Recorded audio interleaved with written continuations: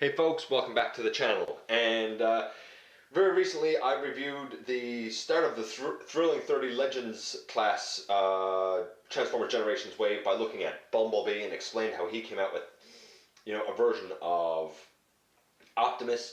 And we're going to go to the far end of that spectrum now with his repaint, which came out pretty much toward the end of that run, along with a repaint of Optimus's Nemesis Prime. Why we never get just a decent sized good Nemesis Prime is beyond me, but that's another gripe for another day. For now, we're going to look at the brash, the bold, the Cliffjumper. And I guess we'll have a look at Supressor too, in the latest GotBot True Review.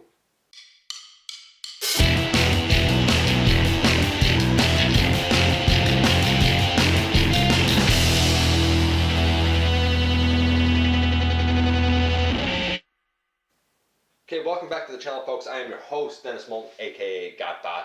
And, what can I say? Check me out everywhere, like, comment, subscribe, and, of course, have a look at the Everything Factor Machinery of Man.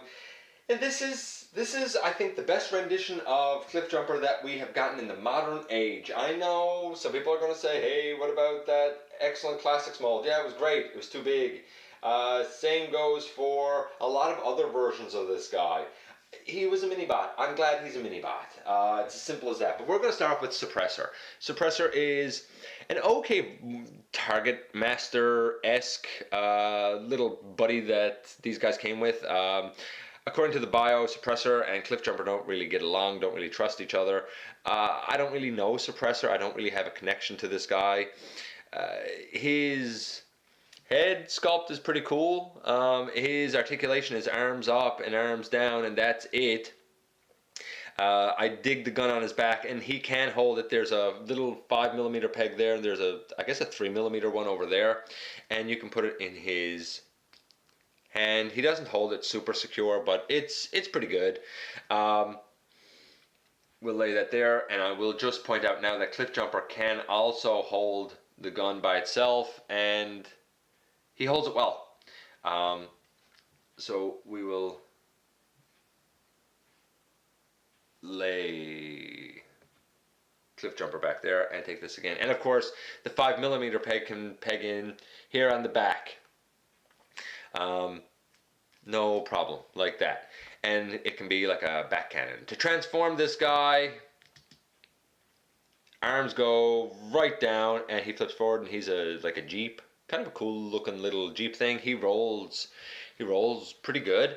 To make him a gun, you take that out, and then the whole top here sort of angles up on a hinge inside here and angles back and bends out like this, and the handle comes down. You have him as a gun.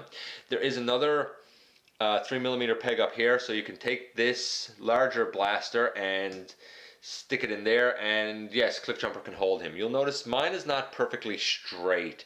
The paint, the yellow paint was applied apparently really thick, and you can see it's sort of like cracked in there.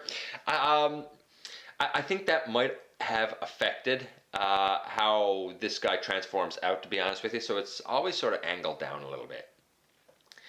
Because of all that, I don't think he's the best one of these partner Target Masters. I really don't think he's the best one. I'm going to give him about a 4. He's okay. He's all right. Paint apps are pretty good on him. Yellow, black, and kind of I guess unpainted gray. The posability, playability is nothing to write home about, although there's some pretty good detailing, and his gun mode is lackluster as far as I'm concerned at best. So yeah, it's about a 4. He's about a 4. So we'll lay Supressor, actually we'll take Supressor out of it. And let's look at the main event, Cliffjumper. I'm going to give Cliffjumper's paint apps a 9. I'm not giving him a 10 because his arms should have a lot more black than what they have. There's not supposed to be as much red on it. His shins should be black. His feet should be red, which is nice to see that they are. I think it would have been better if there was a thigh swivel that could have made these pieces be his feet. I'm not digging the purple here. I think that that's a throwback to the Transformers Prime zombie Cliffjumper. His roof should be the whole chest, and there should be windows all the way around. I like that they sort of try and mimic it with the silver down here. Might have worked better if it was black, possibly. I do love his head sculpt, and I do love that he has silver horns. I think that looks really cool. The paint apps are such that he's different enough from Bumblebee to not just be a Bumblebee repaint. So yeah, 9 for paint apps. Posability, playability, about the same as Bumblebee, about a 6.5. The arms go out only about that far. They do go all the way around. There's a ball joint that gets you just under 90 degrees. There is, I guess, a little bit of a swivel, but I feel like you get stuff kind of knocking off each other a little bit. You could do that with the hand, but you probably shouldn't, because that is not the way a forearm should look at all. That's not right. You should probably go to a physician or see Ratchet to get a bandage for that or something. All the way out and all the way back and all the way splits. Not a great knee again, kind of like Bumblebee. I mean, a very small knee bend. No thigh swivel. There's a little bit of a swivel up on the ball joint up here. They get you know, a little bit, but nothing major. And the feet do kind of pivot, but that's because of transformation. So about a 6.5 for posability, playability, which isn't stellar. But I feel like they were just kind of finding their own with trying to make more posable Legends class figures here. So it was a nice rendition. And, pardon me, his size is correct. He should be a mini-bot. He's a mini-bot. He's red and black. He is Cliffjumper. Let's jump right into, see the pun there? Jump. Right into transformation. I already showed it with Bumblebee and explained that I had to kind of record that video a few times because I popped off Bumblebee's elbow ball peg. I popped off his shoulder. I feel like the tolerances are better in this guy. In fact, I even feel like, I don't know. I even feel like he stands better.